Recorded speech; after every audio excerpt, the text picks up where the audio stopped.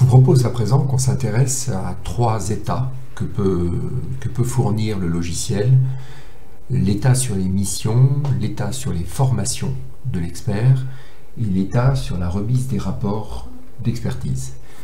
Pour accéder à la zone des états, il faut cliquer sur le petit bouton en forme de camembert coloré, ce que vous avez sur la colonne de gauche, et vous accédez directement à l'interface pour générer ces états. Trois boutons: mission pour le rapport des missions, formation pour sortir l'état des formations, et rapport concernant l'état de remise de rapport. Vous avez à droite date de début, date de fin. Par défaut, la période est forcément l'année en cours, mais vous pouvez décider de rajouter, de passer à 2022, du 1er janvier 2022 au 31 décembre 2023. Cliquez sur mission et il remet à jour. Vous cliquez sur formation, vous avez accès à toutes les formations qui ont été réalisées sur cette période, et rapport, les remises de rapports sur la période également. À droite, vous avez la possibilité d'imprimer en preview immédiatement la liste. Si par exemple je le fais, hop, le système me l'a proposé.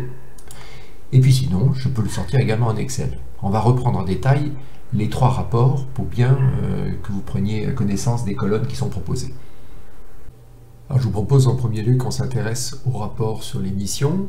Vous cliquez sur mission et il va vous présenter les missions actives sur la période du 1er janvier 2022, voilà, j'ai mis 2022 mais 2023, au 31/12/2023, c'est-à-dire l'année en cours. Clique sur mission et ça rafraîchit automatiquement le rapport. Alors, ce sont les expertises qui sont actives sur la période, c'est-à-dire que vous avez plusieurs cas de figure.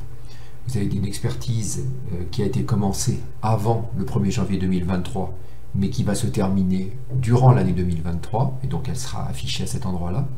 Vous avez le cas d'expertise qui est commencé avant le 1er janvier 2023 et qui va se terminer après le 31/12/2023, et elle sera également présente.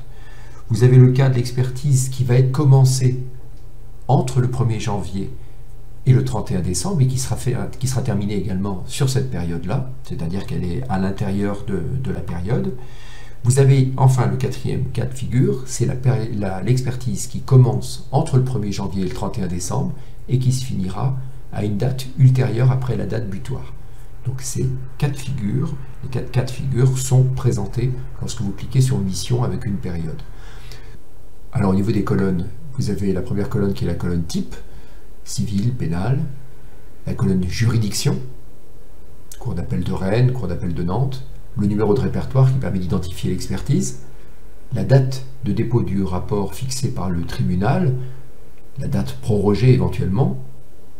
Alors vous avez la date de remise du rapport, c'est-à-dire la date à laquelle a réellement été remis le rapport.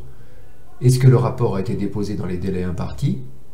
La durée de l'expertise en mois, le coût total de la consignation, et enfin le délai du paiement en mois. À présent, voyons le détail du rapport des formations. Je clique sur formation, la date de début est le 1er janvier au 31/12/2023. Une colonne date de formation, une colonne objet. J'ai mis par exemple formation sécurité incendie 3 jours, l'organisme le CEPTA et une observation. C'est un champ libre dans lequel on précise par exemple le prix ou des informations qui peuvent être utiles pour l'expert et le tribunal.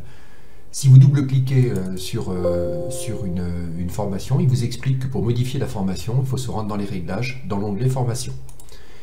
Enfin, si vous voulez imprimer la liste, vous cliquez imprimer liste et vous l'avez qui s'affiche immédiatement à l'écran. Et vous pouvez la sortir également en Excel.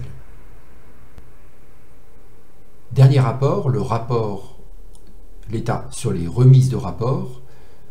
Toujours pareil, même principe, vous avez la date de début, date de fin. Une colonne pour le type, civil, pénal. Une colonne pour les juridictions. Le numéro de répertoire. La date fixée par le tribunal. La date prorogée. La date de remise du rapport. Est-ce que le rapport a été déposé dans les délais impartis. La durée d'expertise en mois. Le montant total de la consignation et en fait le délai. Et enfin le délai du paiement en mois. Alors, quelle différence entre les rapports et les missions? Eh bien, les rapports, c'est uniquement la date de remise du rapport sur la période de la date de début à la date de fin. L'émission, c'est toutes les missions actives entre deux périodes. Le rapport sur l'état sur les rapports, c'est la date de remise du rapport. Donc là, si je demande, vous voyez, il y en a un qui est au 30/3/2023 et un qui est au 31/8/2023, donc c'est fictif. Si je demande du 1/3 au 1/9/2023, ces deux rapports sortiront. Toc, et je demande les rapports, et on voit bien qu'ils sont présents tous les deux.